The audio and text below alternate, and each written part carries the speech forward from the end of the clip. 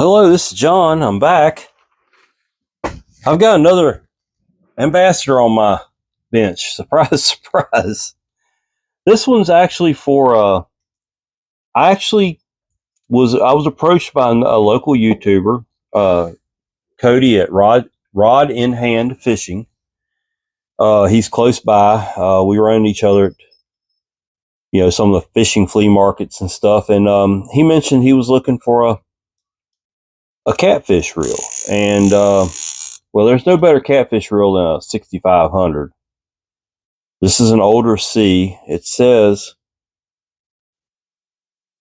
84-1, so it's going to be 1984 or revision 1. That's the year I graduated high school. That's an old one. That's a good one. And so I searched for this reel, or a reel for him, a 6500, and I found this one. And he's going to fish for catfish with it. And so I'm going to clean it up. I'm going to upgrade the drags if I can. I'm going to upgrade the bearings if I can. And he's going to have a really nice little reel here when I get done with it. It's going to be a beautiful little reel. Let's take it apart, see what we got, see what it's made of.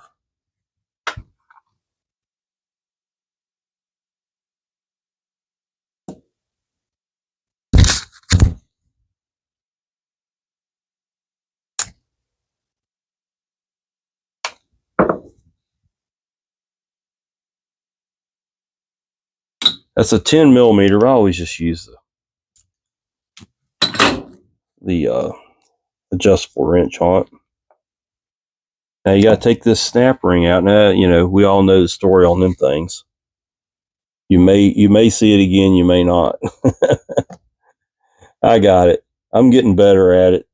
After about 20 years of losing them, you finally figure out where to put your fingers. Handle comes off. You got your washer. Handle washer. Here's your drag comes off. Yeah, this one has the plastic handle bushing, which is pretty common for a C. A C means it's got one bearing in it. So we got that. That could be replaced by a bearing, but I don't know if he's going to be casting this reel. And it's what I'm saying is it may not be necessary.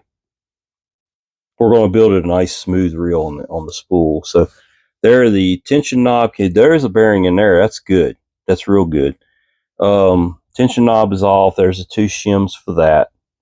Let's go ahead and pull these thumb screws. This reel doesn't show a lot of use. I pulled braided line off of it, and it was improperly installed. Folks, if you're going to put braided line on your reels, see how they attach it to your spool. That braided line was just spinning on the spool. It wasn't doing anything. So, all right, so this comes out. This is a 2-bearing reel, and that's good. And that's as far as I need to take this down.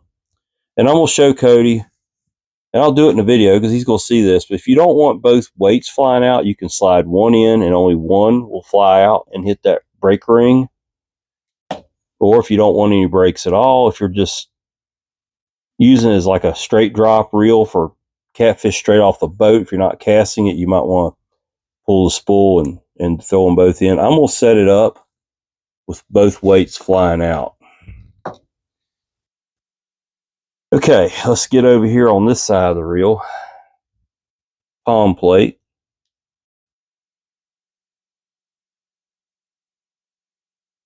And I need a smaller screwdriver.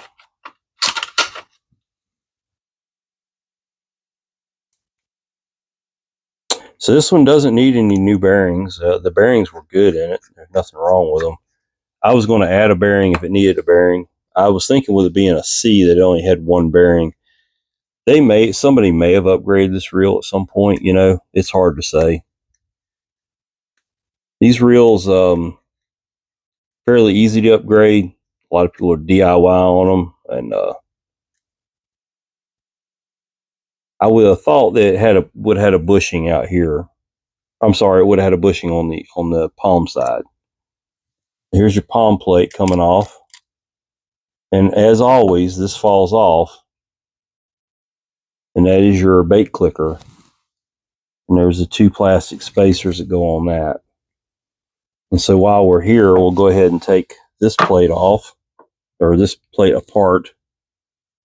You got a snap ring, which is nice because the newer ones don't have that snap ring. They got the gear that has a little plastic piece. It's a one-time deal. It pops on there. You can trim that off and put a snap ring in it. But so you do that. There's a keeper ring down in there. So put your finger over it. Somebody's greased it. They've kept it in pretty good shape. That's a good thing. It was just a little bit squeaky when I took it apart. I think it's the handle. Now to get that out of there, the best way to do that is take the spool and just stick the long end of the spool in there. Don't bend it. Don't wiggle it that hard. Just kind of get it a grip on it. I don't have a bearing puller, so and it keeps wanting to slide back in. Figures. And let's try this side. So what it's doing, it's sliding back in there. There's probably a little bit of dirt right there on the outer edge.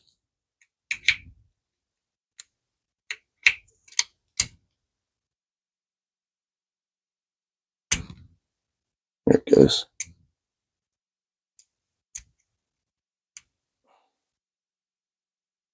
There it is. There's the bearing. We'll clean it up.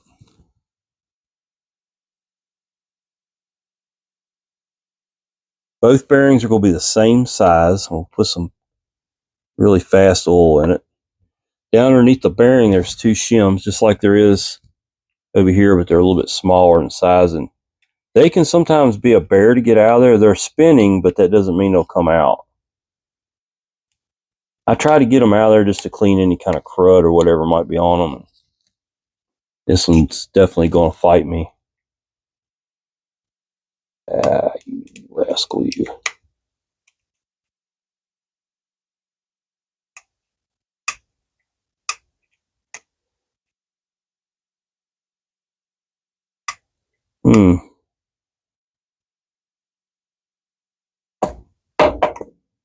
Sometimes they just don't come out, folks.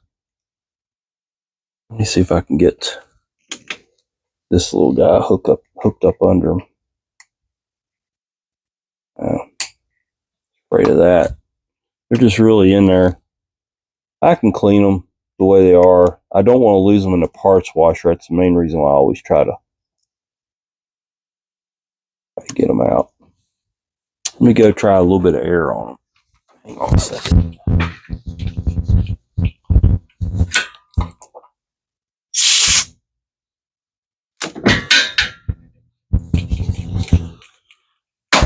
That did the trick for a second, and they went right back in there. How does that happen? That is just craziness. I'll try it again. Hang on. I'll let them fall back down.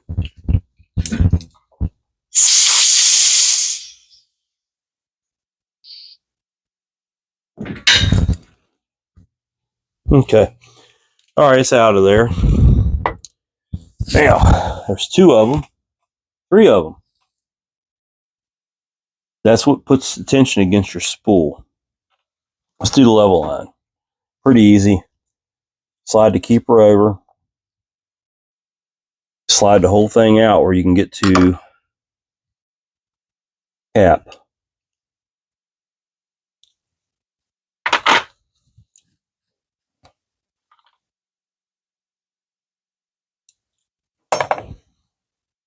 Okay. Slide that out. Slide the tube out. Slide the level line out, and that's the whole level line. That will clean up nicely. We got that good. Let's take this apart. These are pretty simple drills. Not much can go wrong here. We will get that bearing out, but we're going to do it last.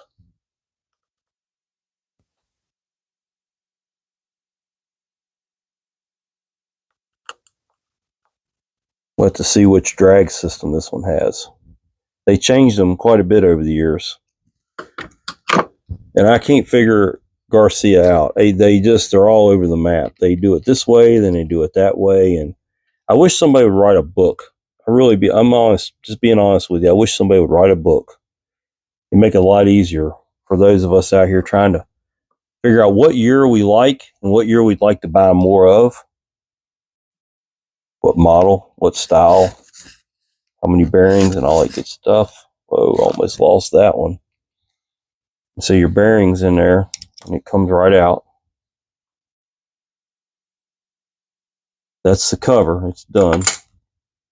We'll clean the bearing up. Put it over here with the other one and soak it. It's a 2-bearing reel. That's all you need. All you need is the bearings on the spool. Trust me on this. Now, here's where you pay attention. You've got a stack here. You've got 1, 2, 3, 4 big washers. They're regular. These are flat washers. Then you've got the concave convex washer. Then the whole thing can come off. Got a shim down at the bottom. We're going to set that right there. Your anti-reverse, look how it goes on there. When you put it on, that pin goes on that pin. We'll put it back together like that. Now you can get into the drag system. Let's see what we got here. Wants to be stubborn. This is going to be a 2-drag system. I should have this in stock in smooth drag. And yeah, she's been worked pretty hard there. I'm gonna have to do some work on that. Let's take that out there. Yeah, the drag's gonna have to be replaced. This was a problem with these rear model reels, and you can't get this part. This part right here. So I'll have to file this smooth. Basically, all I do is I can find my tools. Goodness gracious, where is everything at? Well, oh, here it is, right in front of me. You basically just take a file and clean it up as smooth as you can, just like this. These press plates, they would corrode or rust between. See how that is just, that drag washer ruined. I mean, there's no way you can make that smooth. But I'll get this all smoothened up, and it'll be good. You won't never be able to tell it. I don't take all this apart. I don't even take that spring off there. I do get the pinion off. All you got to do is raise that yoke up, pull the pinion off of there. I don't take the pinion out of that little plastic piece. It stays. It's a bushing kind of thing. I will clean this just the way it is. I lubricate it with ballistol, put it back together. So there it is. Cody, there's your reel. All took apart.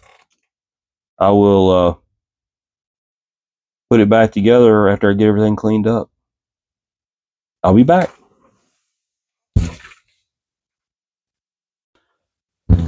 Hello, I'm back. Got Cody's reel all cleaned up here. Let's put it together. I got about 30 minutes before I got to go to the doctor, so I figured, well, let's put a reel together. I've already cleaned everything. I've lubricated this. They call it the brake plate. With I use ballistol. It's really good for firearms. It's the best stuff in the world for firearms. If you hunt in the rain any, you spray this stuff on your gun. It gets down all the little nooks and crannies you can't get to. It lubricates, protects, preserves. It's pretty much good for anything. Fishing, firearms, tools. I use it on my tools at work. We sell this at work. Real popular stuff. Good stuff. So I recommend that on the backing plate because it gets down in all these little nooks and crannies underneath this. I don't want to take all this apart. You can. There's no need in it. So that's how I clean all that. Everything else has been, cleaned in the parts washer and sprayed down with some WD-40. WD-40 gets in the little nooks and crannies also and preserves. It's not as good a lubricant because it does dry out, but it will protect. It will protect for a long time. We're going to upgrade the drag. Pretty sure it's going to work. It's supposed to be for 88 through 89 bait casters, and this is an 88. No, this is 84. Yes, 84, but this has the same drag. This is the same drag that came out of it. So that's what's going back in it. It's Carbon Tex smooth drag. Let's put this thing together. Start out with the level line. Always just put your worm gear up in the tube. Put the tube in the side of the reel. Put your guide in there.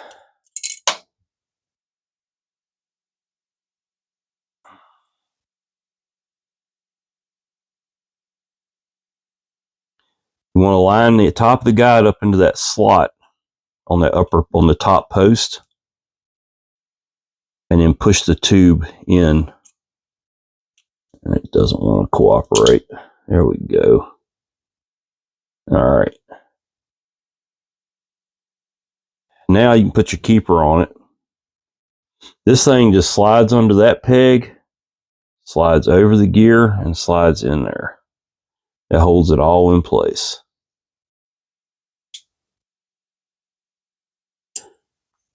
Let's get a little dab of oil down in here. A little bit on there, a little bit on that groove up in the upper post. Put your level line pawl in there. That one snapped right in, but sometimes you gotta give them a little extra help. A little bit of grease where that cap goes.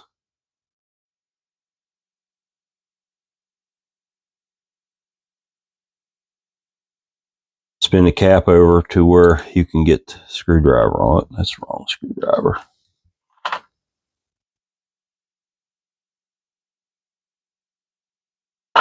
And look at that. Boy, that is smooth as glass. Woo! Yeah, I like that. Now, your line clicker or line out clicker goes on here. Let's see here a little bit. Let's put a little bit of grease under it. I know Cody's going to use the heck out of this reel. Don't know if he'll use it in salt water. You could use it in salt water. These reels were made to use in salt water, believe it or not. I definitely keep them clean when you get back. Take them apart. So your line out clicker goes on there. You got these two plastic spacers. Okay. And we'll put a little bit of grease in those posts where the screws go. And now let's build the cover. Remember, you had a bearing in here, but it had these 3 shims in it.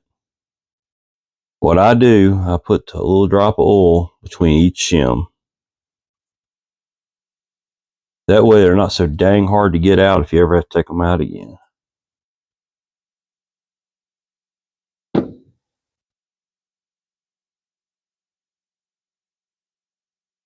then a bearing.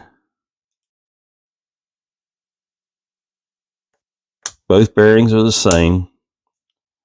And it's got a keeper. Keep a hold of this thing or it'll get away from you. Ask me how I know. This is a little bit more oil just for safekeeping. Oil this shaft with the good stuff. Then your gear goes on there, your cog, they call it a cog. And it gets a snap ring. Keep your thumb over that snap ring. Take your needle nose pliers and just pop that snap ring in there. E-clip, they call it. Super smooth reel. Love it. Now to get this on there, Okay, this, and I'm gonna give that a little bit of grease too.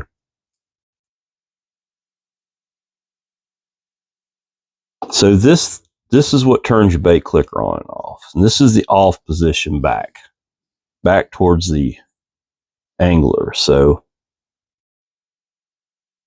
we're going to get this on here. Always pull. It's hard to show this on camera, but if you pull the tab down, the bait clicker tab. Oh, I got it all cockeyed. Hang on. Okay, wake up, John. That was a good one. I don't know how I got it that dang gum far off. All right, let's try this again. It has to go under that spring, and then it will find itself home like that. And then when you can kind of hold it all together. When you pull that switch forward, that tab should go down. You see how it's going down? If you don't line it up properly, this little switch will be turned. It'll be turned, and it will be locked up, and it just, you'll know it pretty quick. You'll just have to go back and give it a couple more tries, but that's the easiest way I found to do it, is kind of work that ramp up under that spring while you're pulling down on the actual tab for the anti-reverse, and I'm not anti-reverse, the line out clicker, and it'll all slide right in place for you. You do a couple of them, you'll see what I'm saying.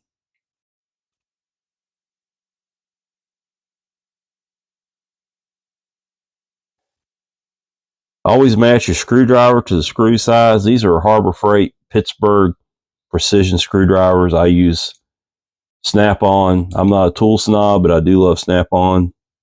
I use it at work. Good stuff. There are screwdrivers and there are ratchets. Worth the money. I'm just telling you. Worth the money. Now, the spool, which I didn't have to really do anything to. It'll go up in there. I'm going to wipe some of that excess oil off of it. Like I said, this thing came in with braid on it, and they just had the braid loosely tied to the spool. You could take the whole spool of braid and spin it around. Braid will do that. So if you're putting braid on a reel, look up the procedure on YouTube and get yourself YouTube certified. Okay? Do yourself a favor. All right, spool's in. Those are your centrifugal weights. As you can see, when the spool turns, the weights fly out. That's what slows. It's a brake. It slows the spool down when you're casting. That's what keeps you from backlashing, or helps keep you from backlashing. It won't keep you from backlashing. Now we're going to work on this this brake plate. To get the pinion back on, you got to lift this yoke up on this style. Give it a little grease.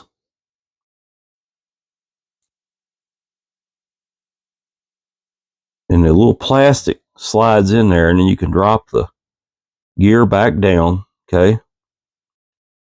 It will ride right there. I always take and put a glob of grease on. That's what I do. I always put a glob of grease on. I'm just kidding.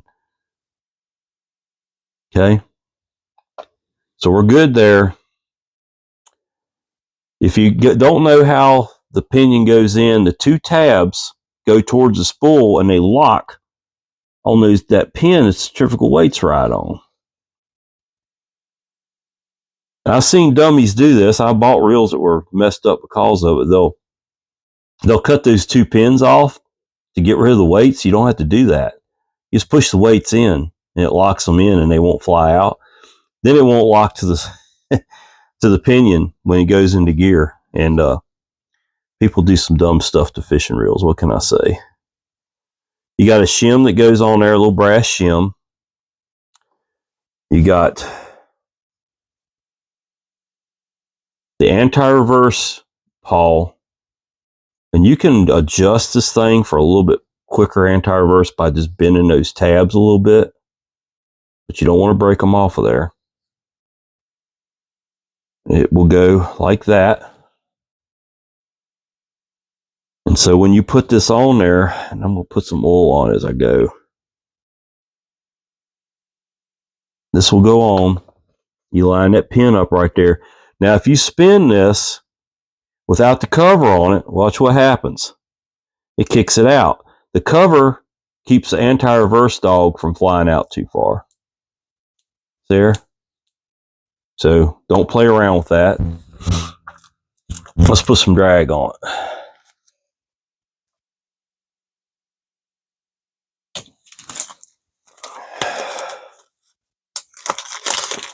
The bearings were fine in this reel. I didn't see any point in changing those out. This is, I bought these from Dad's Old Tackle. There's the part number. I buy a lot of my drag washer. I was buying them off of eBay, and they came in with that name on. I was like, well, shoot, I'll just find this guy, and I'll buy my drags from him, and that's what I've been doing. Don't know who Dad's is. I'm not sponsored by him. Hey, Dads, if you want to sponsor me, hey, it's always nice to have a dad that'll sponsor you, right? I'll take it. Put some cowls on your drag washer. Goes on like that. That's your bottom washer. Now, let me do something first here. I always forget this. Put some grease on that. You don't have to kill this thing with grease. Just try to pack some down in the teeth pretty good. It'll spread itself around on its own without, you don't have to sit there and, oh, I got to get just every little inch of it. No, you don't have to do that. I already put a big glob on there, so that's going to get stirred around. It's going to be fine. I'm going to put a little bit more grease on that drag. It soaked it right up. Cow's drag grease. You see how I buy it? You can use it on the whole reel. You can grease the gears with it. You can do everything with it. It's made for that. But it's also for drags. And trust me, it doesn't take any of the drag power away. It doesn't reduce how much drag you have. It just makes your drag smoother so the fish doesn't start, pulling line at drag, start, stop, start, stop, start, stop. And that's when you break your line. You want it to, if a fish is going to pull, you want it to pull smooth, right?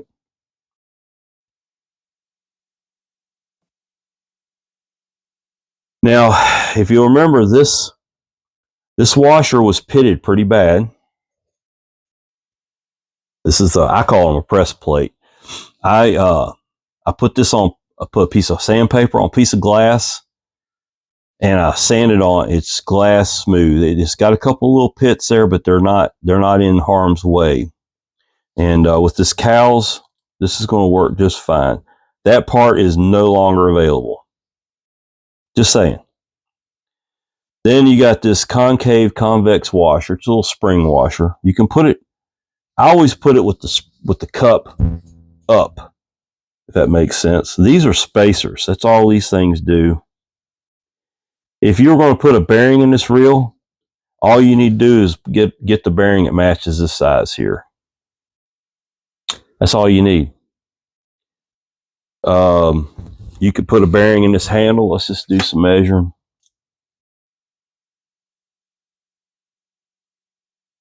Your outside diameter is 13 millimeters, and your inside diameter is 8. Your thickness is 5. You're probably only going to be able to get a 4 millimeter, so it's going to be a 13 by 8 by 4. And then you have to add a couple of shims, which you can buy. I buy my shim packs off of Amazon. You can get them all different sizes. So that's that. Over here, we've got the bearing goes back in. Give it a little bit of oil. It's got a retainer on it, just like on the palm side. On this reel is made different. Your newer reels, the bearings are in the spool. And I don't know. 6 one way, half a dozen another. I don't know. You tell me which one's better. I couldn't tell you. All right, we're going to put the tension shims back in here. This is where you basically, you can't really cast control with this knob, but people try it anyway. I don't. I use it more for spool tension. I use my thumb when I cast these reels. A little bit of grease on there.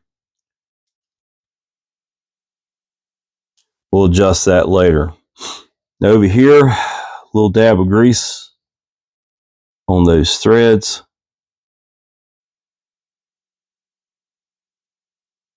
About time to change out my grease tub there.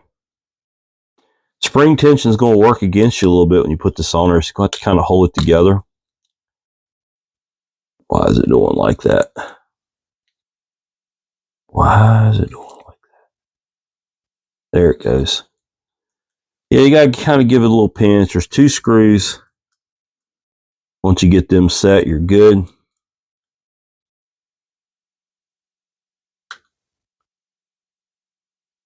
Really can't get this reel together wrong. I guess there's a couple things you could get wrong, but if you pay attention when you take it apart, that's what got me started on these videos. I was doing a couple really complicated reels. One of them was a Shimano bait runner, 6500, and we all know how complicated those reels are.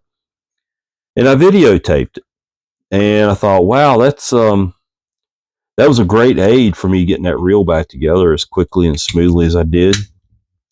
And I thought, man, I could help other people out with that. So I can't remember if that was the first video I did. I don't think it was. I think the first one I did was probably a pin. But a little grease on the handle stem, handle shaft. Put your drag on. So right hand reel, so right hand threads. Left hand reel, left hand threads.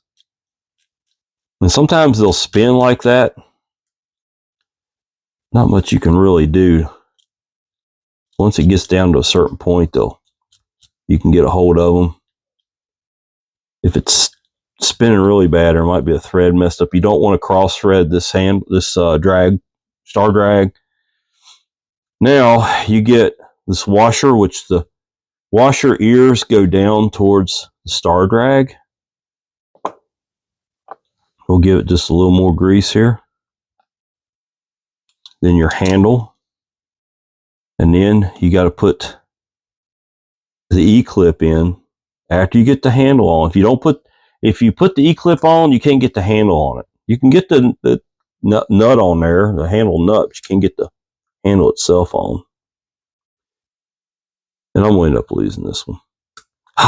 See, if I say I'm going to lose it, I don't.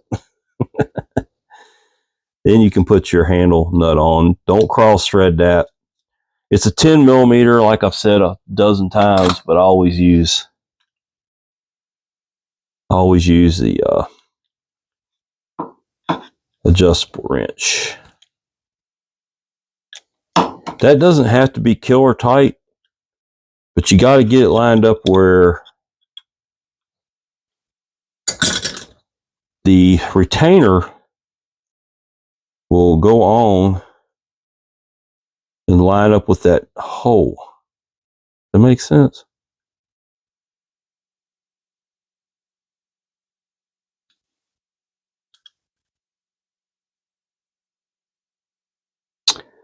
All right.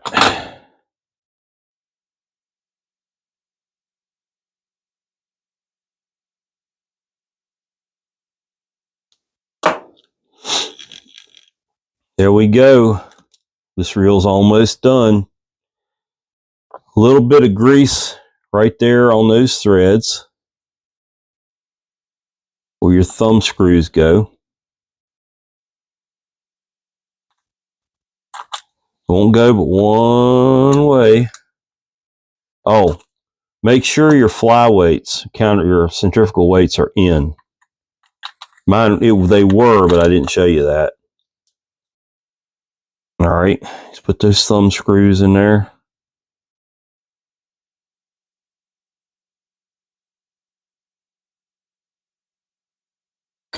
I just give them just a little eighth of a turn. I don't normally have to take these things apart on the water, and I usually have a screwdriver with me somewhere anyway. Let's get it wiped down a little bit and see what it does. I've got to put some oil on those handle paddles.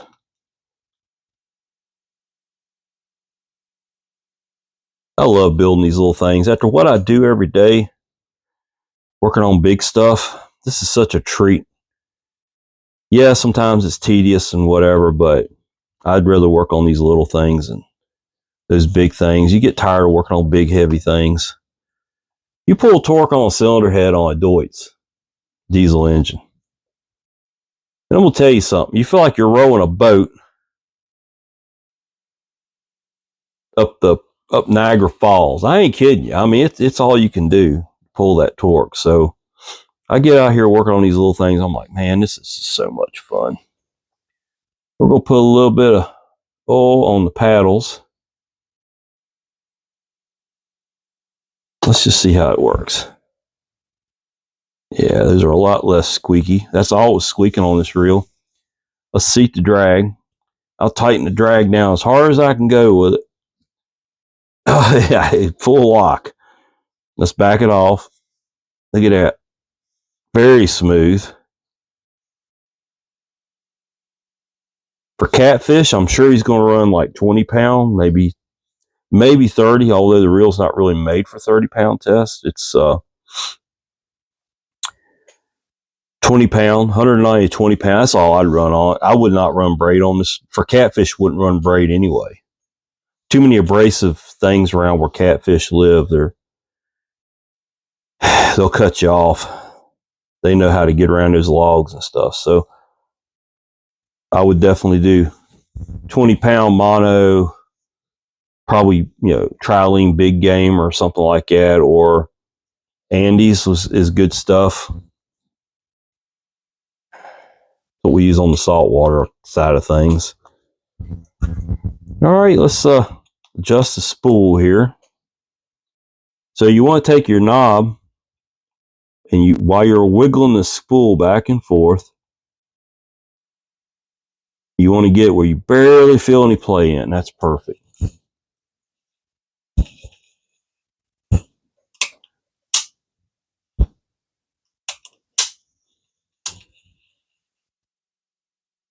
Look how smooth that reel is. Oh yeah. I had to spool just a little bit too tight after it seated up. Oh my goodness. That's going to be a good one, Cody. Rod and hand fishing. He's going to take it out, catch a catfish. Let's see how she does. I think you'll be fine. I see a personal best in your future with that reel. That's a good one.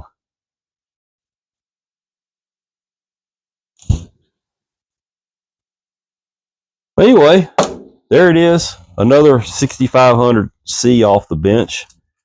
Got upgraded drag on it. Carbon Tech Smooth Drag. I got to order some more of those. That's my last pack of them. I usually keep about 5 packs of every one of the Garcia drags on hand. I keep the bearings on hand, although his bearings were fine. Oh, we didn't check the drag, the bait clicker.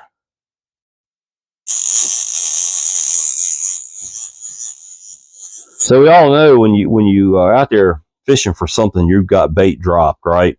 You want to loosen your drag up, set your bait clicker, and when something starts pulling line, you'll hear it click. That's a good one.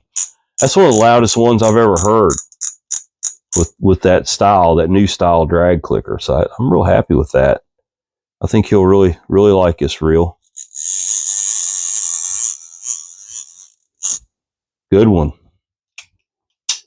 Super smooth. Great little reels, easy controls, tough, last forever. Tight lines, Cody. This is John from the Vintage Fisherman. I don't normally do reels for other people, but I was asked to this time, and I'm glad to oblige. I even actually found this reel for him at auction and purchased it. And so they'll make him a good one. I was almost tempted to give him one of mine because that one has 84 on it. So I graduated high school, but we're good. I purchased this for him. I've got some other reels I could have switched out with him. They're every bit as good as this one, if not better. And wouldn't have minded at all. But a deal's a deal, and there it is. I'm real happy with that reel. It'd make a good one for any collection and a great one to fish. So if you enjoyed the video, please like the video. I don't get any money out of this. I'll never be monetized at this. You know, I'm just this kind of content is, you know, I don't think it's conducive to making money at. I know Second Chance Tackle, he's been doing it for a long time and he is monetized. I'm sure Young Martin's Reels might be, a couple of the others that do this. Those are two that I follow that work on fishing reels. I like those guys. They're good guys. And you know, but I'm not doing this. I don't rebuild reels for other people. I only do my reels. So if you want to see more content, please subscribe to the channel, and I look forward to bringing you some more content soon. I've got some more things here on the bench that I'm going to be playing with probably this weekend. This is John, Vintage Fisherman. Talk to you later.